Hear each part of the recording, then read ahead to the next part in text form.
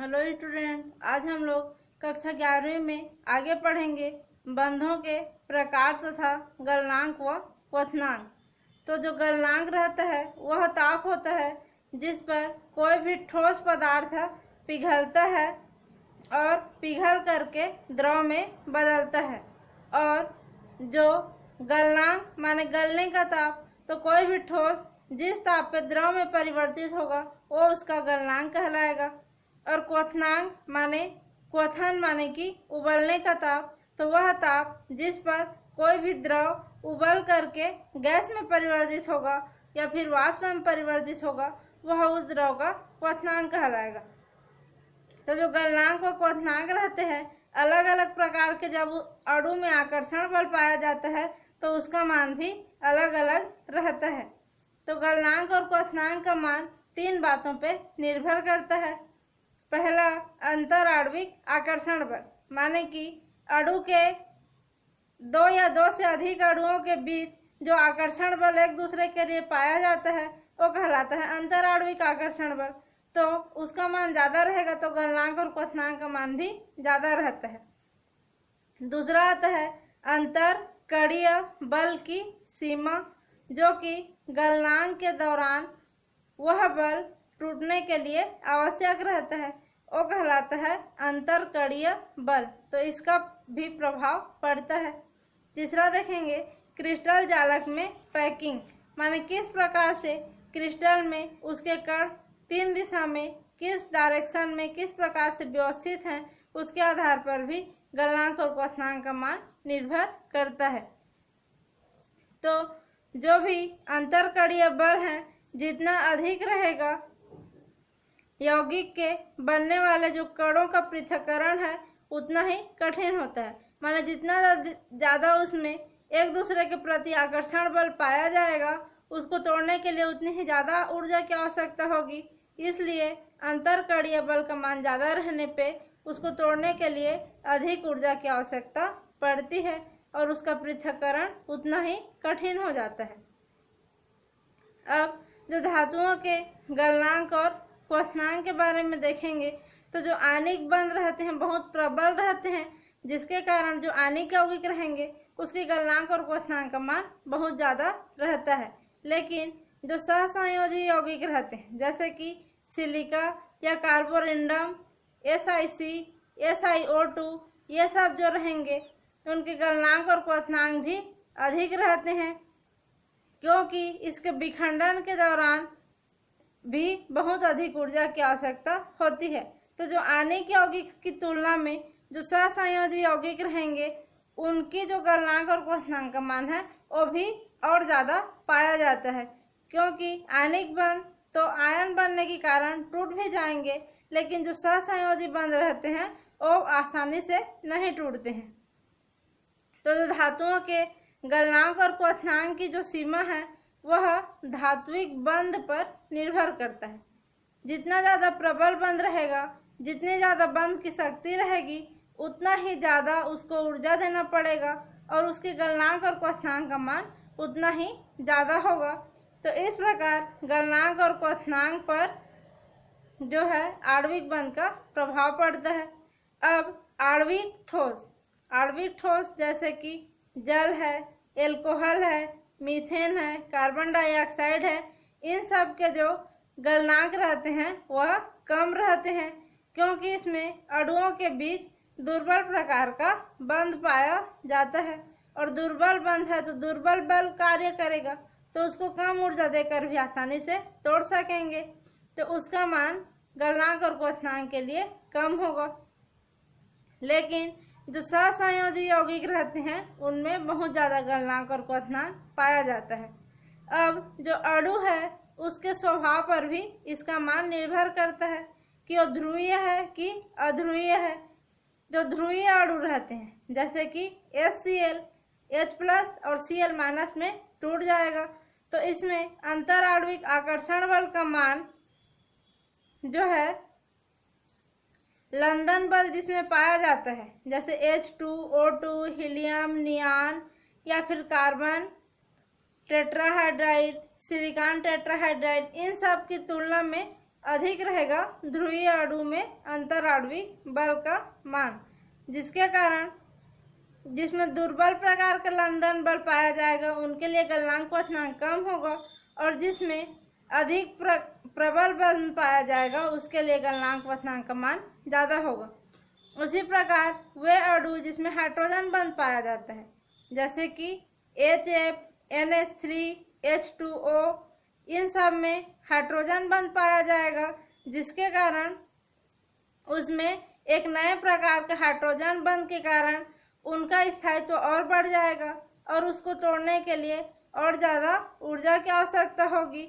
और हाइड्रोजन बंध जिसमें नहीं पाया जाता है उनकी तुलना में हाइड्रोजन बंध वाले जो यौगिक रहेंगे उनका गलनांक और क्वथनांक का मान बढ़ जाएगा। तो ये हो गया गलनांक और क्वथनांक और अणु की प्रकृति। अब देखेंगे गैसीय अवस्था के बारे में। तो जो गैसीय अवस्था है पदार्थ की 3 अवस्थाओं में से एक अवस्था है, और इसमें सबसे सरलतम अवस्था भी इसको बोला जाता है। इसमें जो गैस का व्यवहार है लगभग एक समान रहता है, क्योंकि वायुमंडल में चारों तरफ गैस फैला हुआ है, जिसमें गैस के कण बहुत दूर दूर हैं, मुक्त रूप से गति करते हैं, फ्री रूप से गति करते हैं, खुली आंखों से दिखाई नहीं देते, और उनकी जो रासायनिक प्रकृति है वो के कारण वो एक समान व्यवहार प्रदर्शित करते हैं। और आवर्त सारणी में जो कुल 11 तत्व हैं जो कि गैसीय अवस्था में पाए जाते हैं। तो यहाँ पे जो hydrogen, nitrogen, oxygen, fluorine, neon, helium, argon, krypton, xenon और रेनान, ये सब 11 गैसें हैं जो कि आवर्त सारणी में पाए जाते हैं और गैसीय अवस्था में पाए जाते हैं। उसके बाद जो गैसीय अवस्था है उसकी विशेषताएं देखते हैं। तो आकार व आयतन, जो गैस रहेंगे वो अव्यवस्थित रूप में पाए जाते हैं, इधर उधर कहीं भी गति करते हैं, क्योंकि उसमें आकर्षण बल बहुत कम पाया जाता है अणुओं के बीच। तो गैस के जो अणुओं का स्थान है वह निश्चित नहीं रहता है, और किसी भी पात्र के किसी बर्तन में या पात्र में या फिर किसी भी पात्र में, बाल्टी में, डिब्बे में, गुब्बारे में, या फिर जो गैस का टैंक रहता है उसमें भरेंगे तो गैस का आयतन पूरे उसके आयतन में व्याप्त हो जाता है।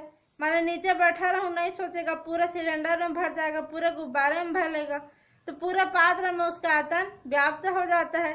इसलिए गैस का कोई ना तो निश्चित आकार होता है और न ही उसका आयतन निश्चित रहता है। जो गैस का आयतन है वह ताप दाब पर निर्भर करता है और यह अनिश्चित होता है उसका आयतन भी। अब देखेंगे गतिज ऊर्जा।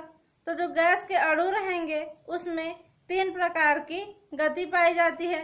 स्थानांतरण गति, यहाँ पे कोई कण है गति करते हुए यहाँ पे आएगा तो एक स्थान से दूसरे स्थान पे आया तो स्थान में अंतर हुआ तो स्थानांतरण गति कहलाएगा। दूसरी गति है घूर्णन गति। ये एक एक्सिस है इस अणु का, तो इसी के चारों ओर ऐसे ऐसे ऐसे ऐसे घूमेगा अपने अक्ष पे, एक अक्ष के चारों ओर, तो गति कहलाएगी घूर्णन गति। तीसरा होता है कंपन गति।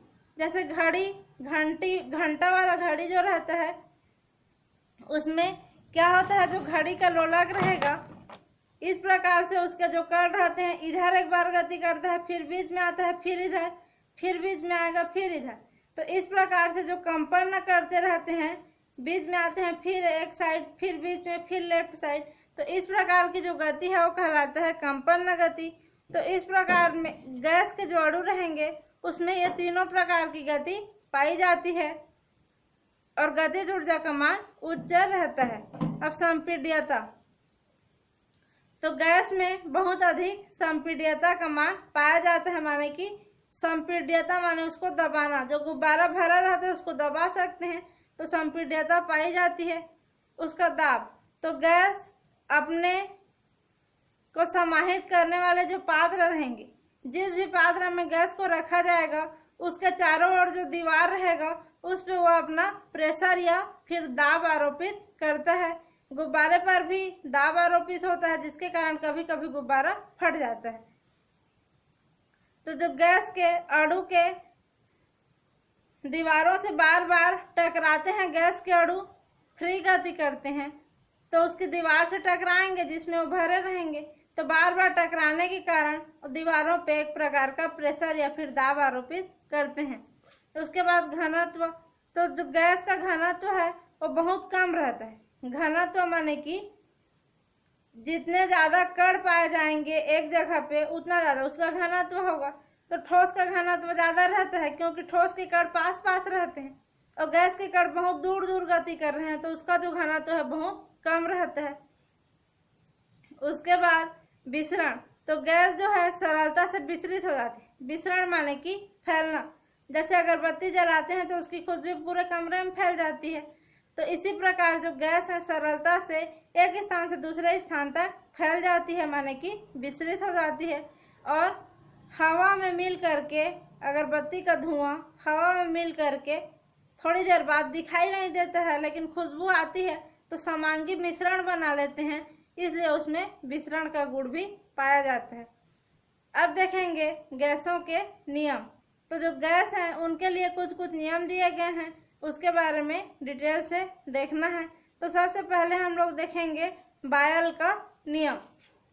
तो अब देखेंगे बायल का नियम। तो जो बायल का नियम है उसको सबसे पहले सन 1662 में रॉबर्ट बायल ने दिया था।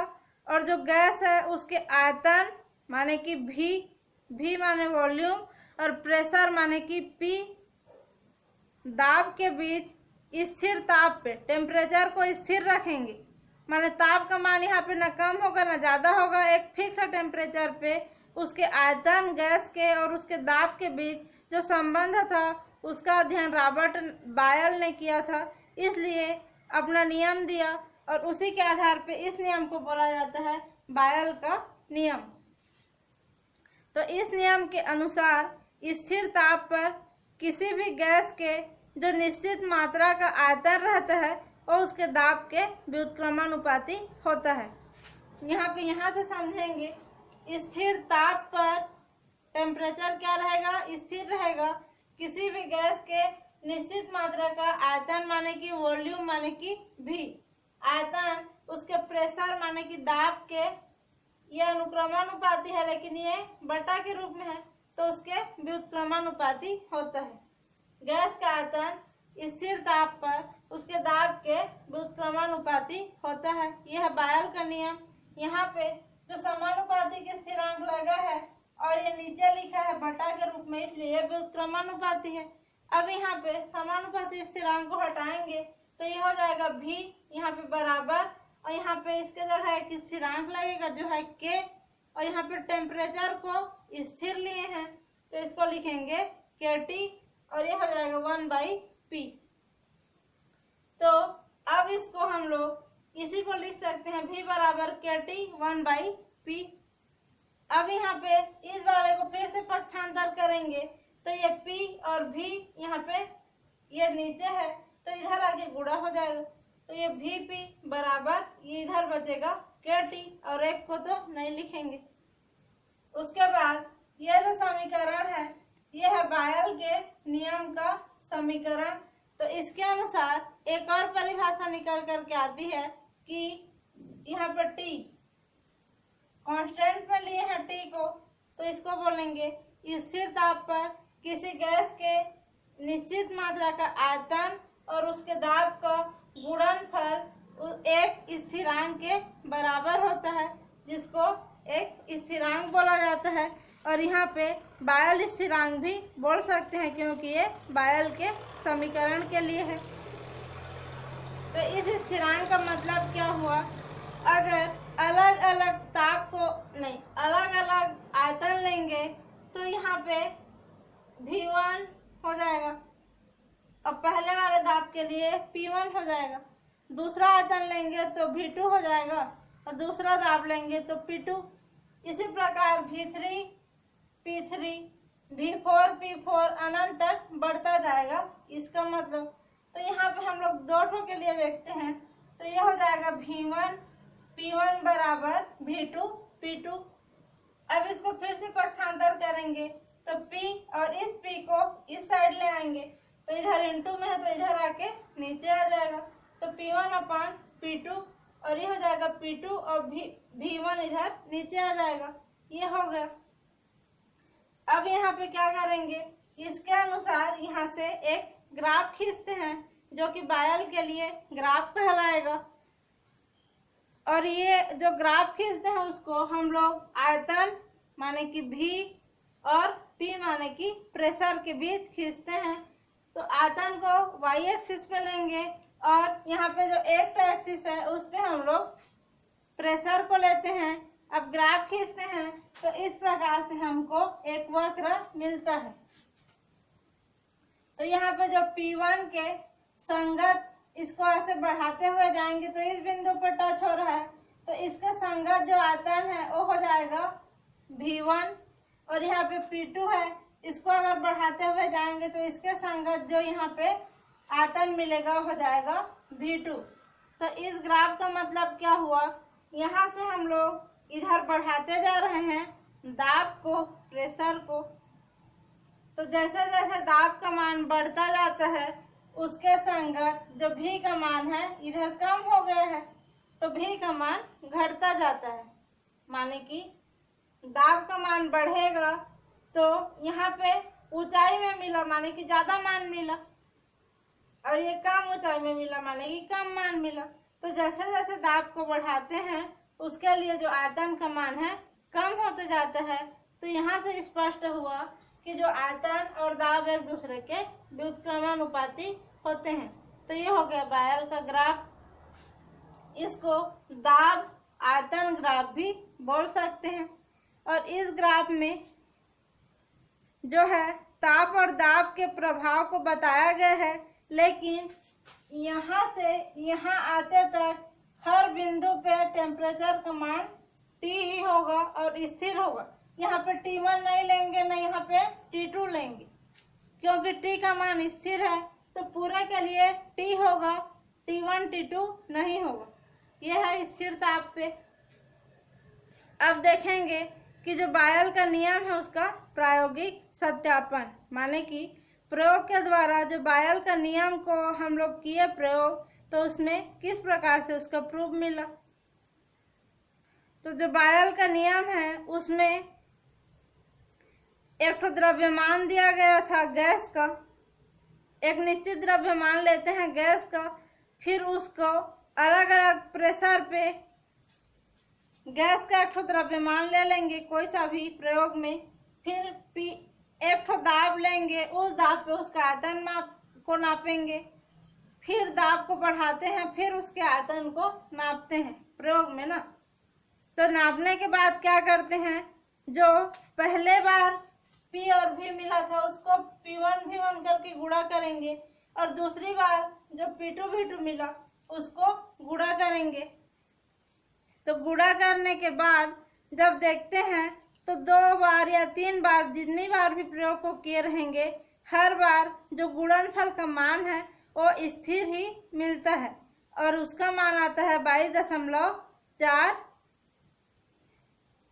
बार डेसीमीटर त्रिघात। यहाँ पे जो आयतन का मात्रक है डेसीमीटर त्रिघात रहता है dm त्रिघात, और जो P का मात्रक है वो रहता है बार। तो जो P और V का मात्रक है बार डेसीमीटर त्रिघात हो जाएगा, और इसका मान हर बार मिलता है 22.4 के लगभग। तो इससे सिद्ध होता है कि जो बायल का नियम है उसमें हर बार स्थिर मान मिल रहा है, तो P into V equal to K का मान एक स्थिरांक ही होगा, क्योंकि स्थिर मान मिला। तो यहाँ पे नियम का सत्यापन हो जाता है। उसके बाद जो बायल का नियम है उसको ग्राफीय निरूपण उसका किया गया। तो जो ग्राफीय निरूपण में कई प्रकार से उसका ग्राफ खींचा गया। तो पहले बार जो ग्राफ खींचा गया उसमें था P और V के बीच ग्राफ खींचा गया, माने कि यही ग्राफ है, P और V के बीच ग्राफ खींचा गया पहले बार। तो जैसे इसमें ये वक्र प्राप्त हुआ है, यह T के लिए है, तो इसी को 3 अलग अलग टेम्परेचर पे देखा गया। तो क्या हुआ, T1 इस पूरे के लिए टेम्परेचर को हम लोग T1 रखे थे, फिर दूसरी बार टेम्परेचर को यहाँ पे T2 रखे थे, तो इस पूरे के लिए T2 ही होगा ना। और इस पूरे के लिए टेम्परेचर क्या हो जाएगा, T3। तो इस प्रकार से यही ग्राफ उसमें भी देखने को मिलता है, लेकिन यहाँ पे जो T3 पे जो ग्राफ मिला वो सबसे ऊपर रहता है और T1 पे जो ग्राफ मिला वो सबसे नीचे रहता है। लेकिन यहाँ पे भी T1 ही रहेगा ताप का मान, और यहाँ भी T1 रहेगा, यहाँ पे T2 ही रहेगा, यहाँ भी T2 रहेगा। इस पूरे एक्सिस के लिए T1, इस पूरे के लिए T2 और इस पूरे के लिए T3। लेकिन T3 का मान सबसे ऊपर है, तो यहाँ पर T3 is greater than T2 और T2 is greater than T1। इस प्रकार से रहेगा, माने T3 का मान सबसे ऊपर है तो ज़्यादा रहेगा और T1 का मान सबसे नीचे है तो नीचे रहेगा। और जो V है उसका आयतन डेसीमीटर त्रिघात रहता है, और जो दाब है उसका इकाई है बार में। तो ठीक है, ये ग्राफ था P और V के बीच पहला ग्राफ। अब दूसरी बार जब ग्राफ खींचा गया तो P यहाँ से लिया गया, यहाँ से लिया गया, तो V और 1/P के बीच ग्राफ खींचा, एक ठो ग्राफ, और दूसरा ग्राफ P और 1/V के बीच खींचे। तो जब V और 1/P के बीच ग्राफ खींचे तो इस प्रकार से ग्राफ मिला। एक सीधी सीधी रेखा इसमें मिली, इसमें सीधी रेखा नहीं मिलता है, तो इस प्रकार का जो ग्राफ मिलता है उसको रेक्टेंगुलर हाइपरबोला ग्राफ बोलते हैं। ये हाई से नीचे आ रहा है तो इसको हाइपरबोला ग्राफ बोला जाता है, और रेक्टेंगुलर हाइपरबोला ग्राफ है इस ग्राफ का नाम, इस ग्राफ का नाम। अब दूसरी बार जब ग्राफ खींचे तो V और 1/P के बीच ग्राफ खींचे तो इसमें सरल रेखाएं मिली, और इसको भी अगर हम लोग टेम्परेचर के बेस पे देखेंगे तो पूरे T1 के लिए ये वाला मिला, T2 के लिए ये और T3 के लिए ये। तो यहाँ पर भी T3 का मान सबसे ऊपर था और T1 का मान सबसे नीचे था, तो इसके लिए भी T3 सबसे बड़ा होगा, फिर T2 से छोटा और सबसे छोटा T1। तो इसको भी पढ़ेंगे, T3 is greater than T2 और T2 is greater than T1। तो ये ग्राफ मिला। अब P और 1/V इसको उल्टा कर दिए, P को यहाँ ले लिए और 1/P की जगह हमें 1/V करके जब ग्राफ खींचते हैं यहाँ पे, तो यहाँ पर भी एक सरल रेखा मिलती है। तो यहाँ पर भी सरल रेखा का मान मिलता है, माने कि इसका मान जब बढ़ाएंगे और इसका मान बढ़ाएंगे तो जो भी बिंदु मिलेगा उसको जब मिलाएंगे तो सरल रेखा का ग्राफ मिलता है यहाँ पर। अब जो यहाँ पे तीसरा ग्राफ खींचा गया था बायल के नियम के लिए, वो है तीसरे ग्राफ में जो रेखा मिलती थी वो एक्स एक्सिस के समांतर रहती थी, और उस ग्राफ को हम लोग PV और P के बीच में खींचते हैं। अब जो तीसरा था ग्राफ खींचा गया वो था PV, और जो एक्स एक्सिस पे लिया गया था उसको P, तो P का ATM भी रहता है मात्रक, और इसका मात्रक हो जाएगा ATM डेसीमीटर का त्रिघात। P का ATM और V का डेसीमीटर का त्रिघात। तो इसके भी जब ग्राफ खींचते हैं तो इसमें ऐसे समांतर समांतर, ये एक्स एक्सिस है और ये वाई एक्सिस है, तो एक्स वर्सेस वाई जब ग्राफ खींचेंगे तो एक्स एक्सिस के समांतर समांतर यहाँ पे रेखाएं मिलेंगी, ये एक दूसरे के समांतर है, ये एक दूसरे के समांतर, ये एक दूसरे के समांतर, तो समांतर रेखा मिलती हैं।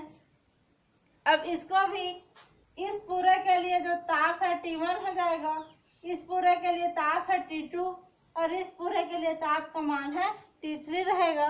तो इसमें भी T3 सबसे बड़ा रहेगा, T3 is greater than T2 और T2 is greater than T1। तो T3 सबसे बड़ा रहेगा, फिर T1 का मान सबसे छोटा रहता है। उसके बाद जो बायल, ये हो गया ग्राफ यहाँ पे खत्म। अब देखते हैं कि बायल के नियम का प्रायोगिक सत्यापन। तो जो बायल का नियम है उसके प्रायोगिक सत्यापन में देखेंगे तो बायल के नियम के उपयोग के द्वारा हम लोग गैस के घनत्व तथा दाब के बीच संबंध ज्ञात करते हैं। यही है उनका प्रायोगिक महत्व। तो जो प्रायोगिक महत्व है बायल के नियम का, उसमें एक सूत्र लेते हैं, घनत्व बराबर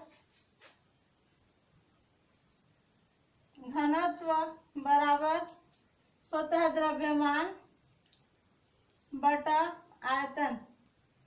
तो यहाँ पे गैस के लिए पढ़ रहे हैं तो यहाँ पे गैस का ही द्रव्यमान, गैस का आयतन और गैस का ही घनत्व रहेगा।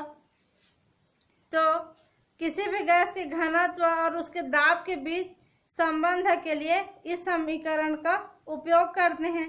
और यहाँ पे जो हम लोग घनत्व है, घनत्व को स्मॉल d से प्रदर्शित करेंगे और द्रव्यमान को m से और आयतन को v से प्रदर्शित करते हैं। तो जो बायल का नियम है उसके अनुसार अकॉर्डिंग टू बायल लॉस क्या हो जाएगा, v अनुक्रमानुपाती 1/p हो जाएगा, या फिर v बराबर ये हो जाएगा kT 1/p।